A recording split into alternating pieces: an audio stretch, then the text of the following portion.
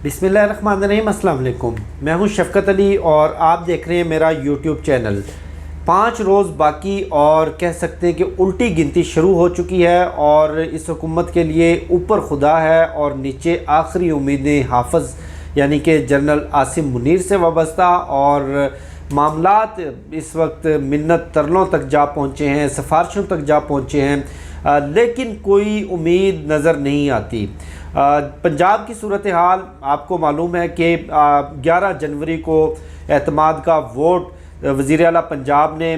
हर हाल में लेना है और इस हवाले से तहरीक इंसाफ ने भी आज अपनी फ़ाइनल जो स्ट्रेटजी है, फ़ाइनल जो हिकमत अमली है वो मुरतब कर ली है। अगर वज़ीर आला पंजाब एतमाद का वोट लेने में ताख़ीर करते हैं या वो लेने में नाकाम साबित होते हैं, जिस तरह की कुछ ख़बरें चल रही हैं कि तहरीक इंसाफ के कुछ अरकान परवेज़ इलाही को एतमाद का वोट नहीं देंगे, और ये भी ख़बरें ज़ेरे गर्दिश हैं कि परवेज़ इलाही ख़ुद नहीं चाहते कि पंजाब असम्बली तहलील हो। वो इस्टेब्लिशमेंट को नाराज़ नहीं करना चाहते, इस्टेब्लिशमेंट से टक्कर नहीं लेना चाहते, और इस्टेब्लिशमेंट की जो मंशा है यानी कि असम्बलियाँ अपनी मुद्दत पूरी करें और आम इंतखाबात अपने मुकर्रर वक्त पर हों, उसके मुताबिक वो इस पूरे प्रोसेस को डिले करना चाहते हैं। लेकिन आज तहरीक इंसाफ ने एक बड़ा फ़ैसला किया है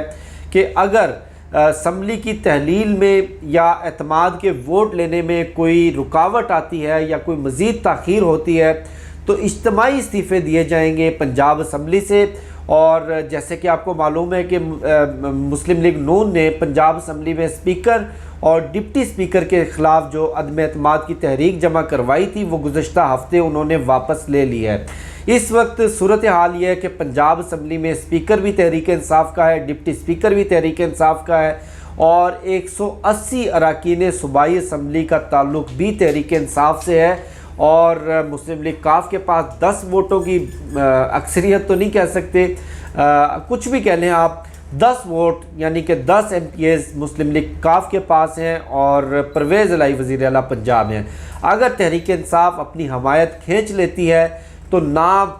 चौधरी परवेज़ इलाही रहेंगे ना पंजाब असम्बली रहेगी, क्योंकि स्पीकर ने फौरी तौर के ऊपर इन अरकान के इस्तीफ़े मंजूर कर लेने हैं। दूसरी तरफ जो मुल्क की माशी सूरत हाल है वो रोज़ ब रोज़ हर गुज़रता हुआ दिन, हर गुज़रता हुआ हफ्ता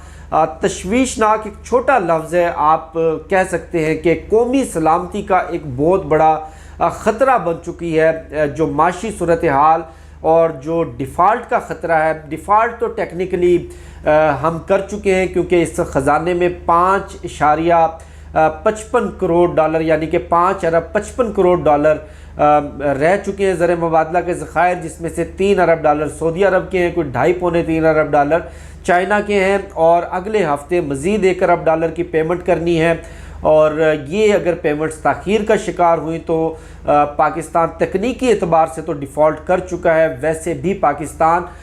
दिवालिया हो जाएगा और डिफ़ॉल्ट डिक्लेयर करना हमारी मजबूरी बन जाएगी। अब इस पूरी जो इकनॉमिक और पॉलिटिकल इंस्टेबिलिटी, इस पूरी सिचुएशन को हैंडल करने के लिए हुकूमत के पास हर गुज़रते हुए दिन ऑप्शन महदूद होते जा रहे हैं।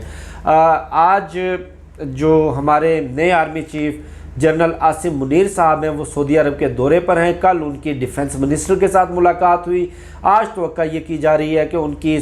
क्राउन प्रिंस मोहम्मद बिन सलमान और सऊदी अरब के बादशाह सलमान बिन अब्दुल अजीज़ से भी मुलाकातें मुतवक्के हैं। और आपने देखा कि गुज़श्ता रोज़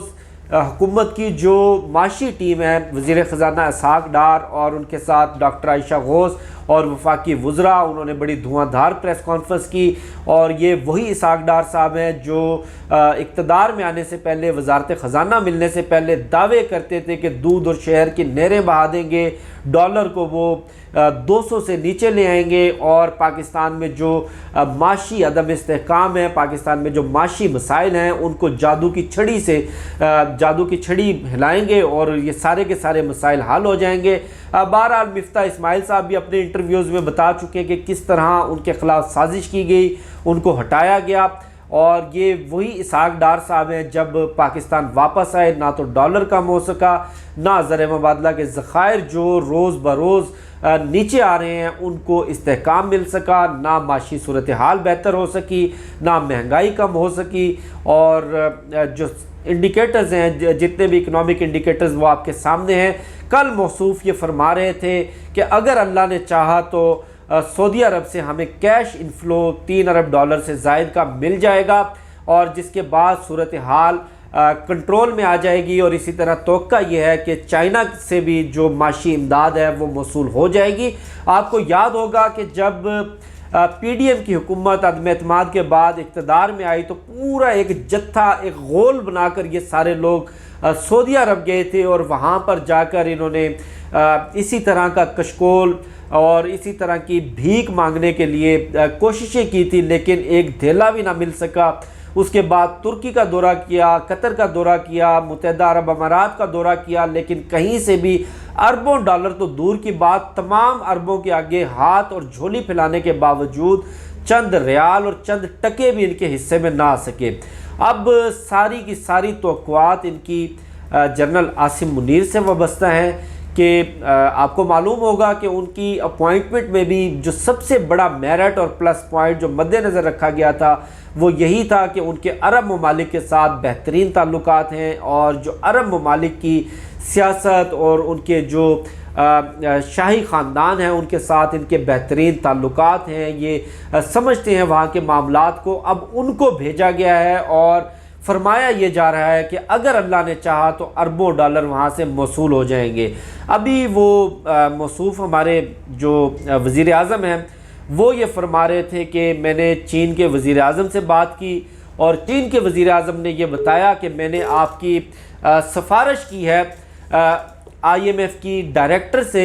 और मैंने उनको ये कहा है कि जो IMF का प्रोग्राम पाकिस्तान का आपने सस्पेंड किया हुआ है, बराए मेहरबानी आप वो बहाल कर दें। और उसके बाद IMF के डायरेक्टर की मुझे कॉल आई, ये फरमा रहे थे हमारे मौसूफ वज़ीर आज़म शहबाज शरीफ साहब, और मैंने उनको ये कहा कि खुदारा आप पाकिस्तान में सैलाब की सूरत हाल से होने वाली तबाही को देखें, खुदारा आप पाकिस्तान में गुर्बत को देखें, खुदारा आप महंगाई को देखें और हमारी मदद करें, और जो IMF का प्रोग्राम जो 9th रिव्यू आपने सस्पेंड किया हुआ है उसको बहाल करें। तो मुझे IMF की डायरेक्टर ने यकीन दहानी करवाई है कि आइंदा चंद रोज़ में हमारा डेलीगेशन पाकिस्तान आ जाएगा, और उसके बाद हम आपके साथ जो 9th रिव्यू के ऊपर मुज़ाकरात शुरू कर लेंगे। अब आप ये देखें कि ये वही शहबाज शरीफ है, ये वही PDM है, ये सारे चेहरे वही हैं जो इमरान खान के दौर में ये इल्ज़ामात लगाते थे, ये बहतान लगाते थे कि इमरान खान ने IMF के हाथों पाकिस्तान को गिरवी रख दिया। आज ये मिन्नत तरला कर रहे हैं, आज ये सिफारिशें करवा रहे हैं, आज ये कशकोल फैलाने के लिए, झोली फैलाने के लिए, भीख मांगने के लिए कभी अपने आर्मी चीफ को भेज रहे हैं, कभी ये ख़ुद फ़ोन करके मिन्नत तरला कर रहे हैं, कभी ये जत्था बनाकर गोल बनाकर ख़ुद सारे के सारे लोग जाते हैं, लेकिन कहीं से भी उम्मीद बर नहीं आती। और ये पाकिस्तान की इस्टेब्लिशमेंट ने, पाकिस्तान के सिस्टम ने, पाकिस्तान के तमाम मुक़्तदर इदारों ने या शख्सियात ने, आप समझ लें कि ये रियलाइज़ कर लिया है कि आइंदा चंद रोज़ में या चंद हफ्तों में इस माशी सूरत हाल को, इस बिगड़ते हुए डिफ़ॉल्ट के ख़तरे को अगर कंट्रोल ना किया गया, अगर इस डैमेज को फौरी तौर पर ना रोका गया तो हमारे पास कोई ऑप्शन नहीं रह जाएगा। पाकिस्तान की कौमी सलामती ख़तरे में पड़ सकती है, पाकिस्तान की सालमियत ख़तरे में पड़ सकती है, पाकिस्तान का एटमी प्रोग्राम ख़तरे में पड़ सकता है। पाकिस्तान है तो सियासत है, और जो ये सियासी अदम इस्तेहकाम इसको फौरी तौर पर ख़त्म होना चाहिए। और इस हवाले से कुछ स्टेक होल्डर्स के साथ मुलाकातें और कुछ राबते शुरू कर दिए गए हैं, और इतलात ये है कि इमरान खान को ये पेशकश की गई है कि आपकी जो मौजूदा इस्टेब्लिशमेंट है उनसे मुलाकात का एहतमाम करवाया जाता है, या मुलाकात आपकी अरेंज करवाई जाती है, आप आएँ, मिल बैठें और इन तमाम मसाइल के हल के लिए एक इत्तफाक़ राय पैदा किया जाए। लेकिन जैसे कि इमरान खान साहब का वाहिद मुतालबा ये है कि सियासी अदम इस्तेहकाम का ख़ात्मा सिर्फ़ और सिर्फ नए इंतखाबात से है। और नए इंतखाबात के लिए जो सूरत हाल बनती हुई नज़र आ रही है कि अगर पंजाब असम्बली तहलील होती है तो भी नए इंतखाबात की सूरत हाल बनेगी। अगर पंजाब असम्बली तहलील नहीं होती और इज्तिमाई इस्तीफ़े आते हैं तहरीक इंसाफ के, KP असम्बली को तहलील कर दिया जाता है, कौमी असम्बली से इस्तीफ़े मंजूर कर लिए जाते हैं, फिर भी आम इंतखाबात का ही माहौल बनेगा। लेकिन चंद ऑप्शन हैं मिन्नत तरले के, दुआओं के और मन्नतों के और सिफारिशों के, वो आजमाए जा रहे हैं और वो आपको मालूम है कि पहले भी आजमाए जा चुके हैं और उनके कोई मस्बत नताइज जब तक सामने नहीं आ सके। मुझे शफ़क़त अली को दीजिए इजाज़त। इंशाल्लाह आपसे फिर नेक्स्ट वीडियो में मुलाकात होगी। पाकिस्तान जिंदाबाद।